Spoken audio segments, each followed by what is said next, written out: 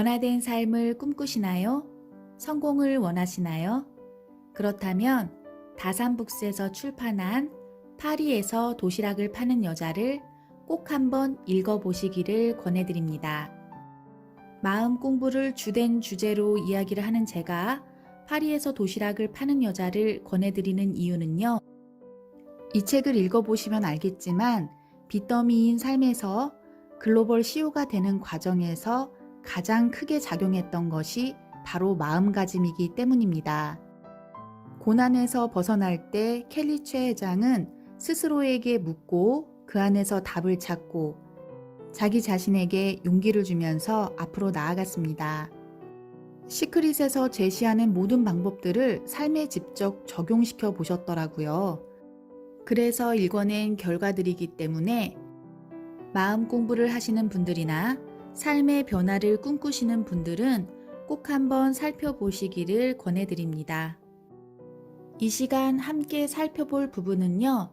켈리 최 회장이 앞선 사업에 실패한 뒤에 사업에 적용하게 된 3가지 기준에 대한 내용입니다. 연매출 5천억을 달성한 글로벌 CEO가 사업에 적용하는 3가지 기준은 무엇인지 책 속으로 들어가서 살펴보도록 하겠습니다. 나만의 기준을 세워라. 주위의 사업이나 장사를 하겠다는 사람들을 살펴보면 대부분은 오늘 저녁은 무엇을 먹을지 보다도 덜 고민하는 것 같다. 그냥 이 사업이 쉬워 보여서, 저 장사가 돈이 되는 것 같아서, 아니면 남들이 많이 하니까 따라하기도 한다. 쉬워 보여서? 세상에 쉬운 사업은 없다. 돈이 될 것 같아서? 겉보기와 다를 가능성도 높고 돈을 버는 건 지금 잠깐일 수도 있다. 잠시 유행하다 사라진 것들이 얼마나 많은지 생각해보라. 남들이 많이 하니까? 그러니까 경쟁이 심한 거다. 거기에 나까지 뛰어들어 경쟁을 더 치열하게 만들고 살아남을 가능성이 얼마나 될까? 사업을 하는 대부분의 사람이 전 재산을 털어도 부족해서 빚까지 져가며 창업을 하는데 이렇게 고민 없이 결정해도 되는 걸까? 생각해보면 사업은 결혼과 닮은 점이 많다. 나와 잘 맞는 사람과 결혼해야 행복하게 잘 살 수 있는 것처럼 나에게 맞는 사업을 해야 즐겁게 일하면서도 성과도 올릴 수 있다. 마찬가지로 결혼할 상대를 찾을 때 남의 말만 듣거나 무턱대고 다른 사람을 따라하면 안 되는 것처럼 다른 사람의 생각이 내 사업의 기준이 되어서는 안 된다. 돌아보면 첫 사업을 할 때 나 또한 명확한 기준이 없었다. 재미있고 돈을 벌 수 있을 것 같아서 시작했었는데 이는 단지 재미있고 돈 많은 사람이라는 이유만으로 덜컥 결혼해버린 것과 같다. 그러니 얼마쯤은 재미도 있었고 돈도 벌 수 있었지만 9년도 채 되지 않아 접을 수밖에 없었던 것이다. 그런 아픈 경험이 있었기에 나는 이번 사업에서만큼은 확고한 기준을 세우기로 했다. 나는 행복해지기 위해 사업을 하고 싶었다. 첫 번째 사업이 재미있긴 했어도 온전한 행복을 느끼지는 못했는데 이는 다음 3가지 이유 때문이었다. 첫째, 나의 능력으로 어찌해 볼 수 없는 환경의 영향을 너무 많이 받았다. 대기업의 부도와 해외 기업 인수 등은 내가 막을 수 없는 일이었다. 충분한 자금력과 해당 분야에 대해 누구에게도 뒤지지 않을 정도의 전문성이 있는 게 아니라면 경기의 영향을 크게 받는 업종을 택할 때 매우 신중해야 한다. 둘째, 끊임없이 돈을 빌려야 했다. 실패했을 때 빚으로 돌아온다는 것도 문제지만 돈을 빌리는 행위 자체가 행복과는 거리가 멀고 갚기 전까지 계속해서 마음의 짐으로 남는다. 그리고 빨리 벌어서 갚아야 한다는 마음에 조급해진다.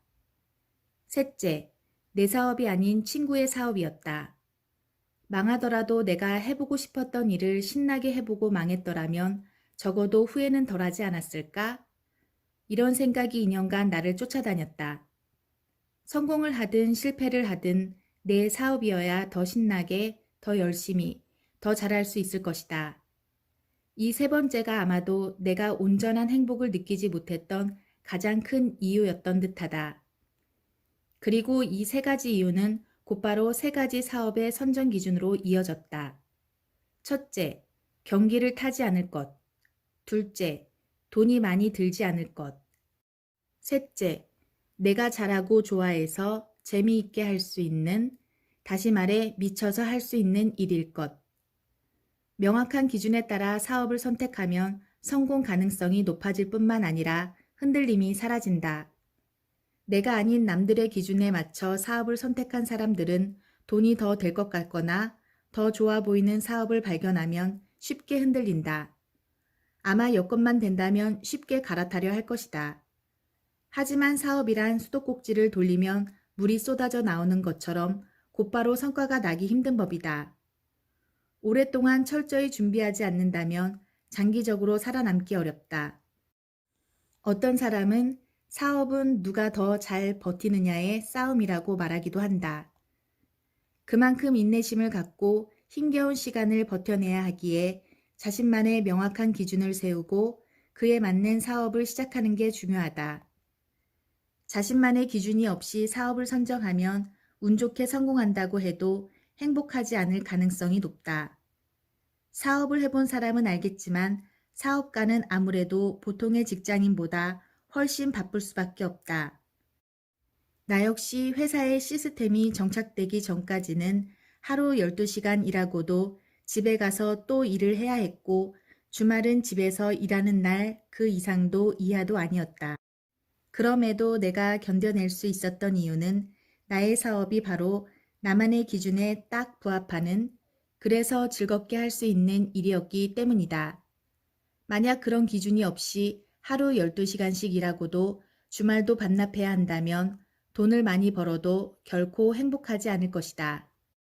결론부터 말하자면 현재 나는 초밥 도시락 사업을 하고 있다. 유럽 각지의 대형 마트들과 계약해 그 안에서 즉석 초밥 도시락을 만들어 파는 것이다. 2021년 현재 유럽 11개국에 약 1200여 개의 매장이 있는데 대형 마트의 가장 목 좋은 곳에 자리 잡은 매장에서 아시아인 요리사들이 마치 공연을 하는 듯 사람을 보는 앞에서 초밥을 만들어 판다.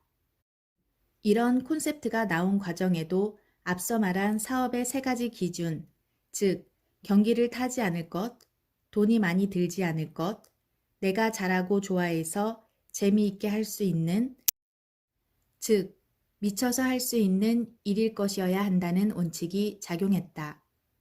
나는 내가 제어할 수 없는 문제 때문에 일을 그르치는 게 너무 싫었다. 경기가 휘청거릴 때마다 위기를 겪거나 사업을 접어야 한다면 그보다 억울한 일도 없을 것이다. 내가 경험한 패션이나 전시, 광고업은 경기의 영향을 크게 받는 분야라 경기에 따라 사업이 이리저리 흔들리는 것을 이미 충분히 겪은 터였다. 사실 알고 보면 모든 사업은 알게 모르게 경기의 영향을 받는다. 따라서 경기 때문에 스트레스를 받길 원하지 않는다면 상대적으로 영향을 덜 받는 분야, 경기가 안 좋아진다고 해서 한순간에 사라지지 않을 분야를 찾아야 한다. 경기를 가장 적게 타는 사업, 주머니 사정이 좋지 않아도 사람들이 포기하지 않는 사업은 대개 인간의 기본적인 욕구를 충족시키거나 인력으로 어찌할 수 없는 일들과 관련이 있다. 내가 조사해본 결과 여기에는 장례업, 섹스산업, 요식업 등이 있었다. 경기가 안 좋아도 사람은 죽고 장례를 치른다. 마찬가지로 사람이 태어나는 것도 막을 수 없는데 이는 섹스산업과도 관련이 있다. 전쟁 중에도 인간의 성욕은 사라지지 않는데 하물며 경기가 좀 좋지 않다고 본능이 없어지겠는가? 마지막으로 성욕 못지않은 인간의 기본 욕구인 식욕을 충족시키는 요식업도 경기의 영향을 덜 받는 편이었다. 이 중 내가 할 수 있고 하고 싶은 것은 요식업뿐이었다. 그러나 요식업은 너무 광범위하다. 그러니 그 안에서도 무엇을 팔지 생각해야 한다. 중식, 일식, 한식, 술, 커피, 샌드위치, 아이스크림. 여기서 내가 잘하고 재미있어 하는 일일 것이라는 세 번째 기준이 필요했다. 내가 잘할 수 있는 것, 다시 말해 내가 강점을 가질 만한 아이템은 무엇일까? 먼저 프랑스에 살고 있는 한국인인 내가 강점을 가질 수 있는 분야는 아시아 요리라고 생각했다. 고객들 입장에서도 유럽 음식은 유럽인이, 아시아 음식은 아시아인이 만들 때 신뢰를 더 느낄 것이다. 또한 내가 더 자주 접했고 잘 아는 쪽이 아시아 음식이기도 했다. 그 중에서도 한식, 일식, 중식이 가장 익숙했고 나와 잘 맞겠다는 생각이 들었다. 이 무렵 나는 한창 나와 비슷한 환경에 있는 사람, 즉 한국인이나 일본인, 중국인 중 유럽, 미국, 캐나다 등 영미권에서 무일푼으로 창업해 성공한 사례를 찾고 있었다. 방송, 신문, 뉴스, 책 등을 보거나 지인들에게 물어보니 많지는 않았지만 성공 사례를 찾을 수 있었다. 경기의 영향을 덜 받고 그중 내가 강점을 가질 수 있었으면서 이미 성공한 사업의 사례를 종합해 보니 김밥이나 삼각김밥, 초밥 등의 메뉴가 가장 적합하다는 걸 알 수 있었다. 모두 내가 좋아하는 음식들이었고 특히 초밥은 내가 가장 좋아하는 음식 중 하나였다. 일본 유학 시절에는 짧게나마 초밥집에서 일을 하기도 했다. 사실 처음에는 삼각김밥이 더 좋을 것 같았다. 내가 조사한 사례 중에는 미국에서 삼각김밥을 만들어 마트나 슈퍼에 납품해 성공을 거둔 사람이 제법 있었는데 아직 유럽에서는 그런 사례가 없었기 때문이다. 그때부터 삼각김밥에 대한 연구를 시작했다. 한국의 삼각김밥 공장도 견학했고 기계를 찾으러 출장도 많이 다녔다. 그 비용은 모두 민박집 수익으로 충당했다. 다만 시간 확보를 위해 한국인 학생을 고용해 민박집 운영을 맡기고 나는 사업 공부에 집중했다. 하지만 그렇게 한창 열을 올려가며 삼각김밥 사업을 조사하던 중 심각한 문제를 발견했다. 유럽에서는 내가 내 가게를 차리고 그 안에서 음식을 만들어 직접 팔 때에 비해 제3자가 가게에서 팔 때는 법적 제한이 많았다. 게다가 삼각김밥을 만들어 납품하는 사업을 하려면 무균 시스템을 갖춘 공장이 있어야 하고 허가를 받아야 했다. 그런데 이 비용이 최소 10억 원이나 든다는 것이다. 더구나 그만큼 투자에 시설을 갖춘다고 해서 무조건 납품이 되는 것도 아니었다. 이는 납품을 위한 최소한의 자격을 갖춘 것에 불과했다. 이는 내가 정한 사업의 두 번째 기준인 돈이 많이 들지 않는 사업이라는 조건에 어긋났다. 그간 조사한 시간과 노력이 아깝긴 했지만 더 늦기 전에 물러나는 게 낫다고 판단했다. 그 와중에도 사례 조사는 계속했는데 때마침 미국에서 무일푼으로 시작해 대형 슈퍼마켓 체인의 김밥과 초밥을 납품해 연매출 수천억 원을 올린 김승호 회장의 김밥 파는 시효를 읽게 되었다. 책을 덮고 이거다 라는 생각이 들었다. 이미 그쪽 분야에 관심을 갖고 있던 터라 그때부터 김밥과 초밥 도시락을 대형 마트에서 판매하는 사업을 구상하기 시작했다. 특히 당시 프랑스에서는 마트에서 파는 초밥 도시락이 서서히 인기를 끌기 시작해 여기에 관심을 두고 조사를 시작했는데 먹어보니 맛도 없고 신선하지도 않았다. 이 부분에서 경쟁력을 갖춘다면 충분히 시장성이 있을 듯했다. 다시 말해 만들어진 도시락을 납품하는 형태가 아닌 즉석에서 만들어 판다면 신선하고 맛있는 초밥을 제공할 수 있을 거라 생각했다. 초밥은 내게 단순히 맛있는 음식 이상이었다. 패션을 전공해 시각적인 요소에 민감한 나에게 초밥은 눈과 입을 모두 만족시키는 음식이었다. 게다가 김승호 회장이 비슷한 사업을 미국에서 무일푼으로 시작해 성공했다는 점도 매력적으로 다가왔다. 그렇게 쇼 비즈니스와 접목해 즉석에서 만들어 파는 마트 내 초밥 도시락 사업이라는 콘셉트가 정해졌다. 그렇다면 이 사업은 내가 정한 사업의 세 가지 기준에 부합할까? 우선 요식업은 경기의 영향을 덜 받는다. 더구나 조사해 볼수록 대형마트는 조금 과장하자면 경기의 영향을 전혀 안 받는 게 아닐까 싶을 정도로 경기를 타지 않았다.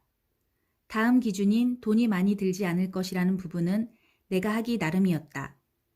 게다가 무일푼으로 해낸 사람이 있다고 하니 나도 할 수 있을 거라 생각했다.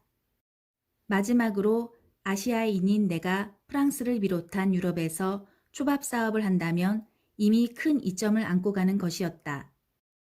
더구나 내가 생각해낸 콘셉트는 초밥을 만드는 과정을 즉석에서 쇼나 공연처럼 보여주는 것이었기에 신뢰도 측면에서 경쟁 업체들보다 훨씬 앞서서 출발할 수 있었다. 당시 마트에서 팔던 초밥 도시락은 돈이 아까울 지경이었으니 훨씬 신선하고 맛있게 거기다 쇼 비즈니스 형태까지 접목한다면 두세 배 가격으로 팔아도 충분히 승산이 있을 거라는 확신이 들었다. 이 확신은 조사를 하면 할수록 커졌다. 게다가 나는 초밥에 완전히 매료되어 있었으므로 행복하게 일할 수 있을 거라 믿었다. 그렇게 나는 초밥 사업, 좀 더 정확히는 마트 내에서 쇼 비즈니스와 접목한 초밥 도시락 사업으로 길을 정하고 다시 사업 공부를 시작했다. 네, 여기까지 책 속의 내용을 통해서 켈리체 회장이 사업을 일궈냈을 때 그 세웠던 세 가지 기준에 대해서 살펴봤는데요. 기준을 세우고 그 기준에 부합하지 않으면 오랜 시간 연구를 했었더라도 포기하는 그 결단력에서 사업이 성공할 수 있었음을 보게 되는 것 같습니다. 기준을 세우는 것보다 솔직히 더 어려운 게 그 기준을 지키는 것이잖아요. 우리 새해만 되면 무엇을 하겠다고 딱 하고 그것을 끝까지 지켜내기가 참 어려운데 이렇게 결단력과 그리고 나가는 추진력이 있었기 때문에 결국 글로벌 CEO가 될 수 있지 않았나 싶습니다.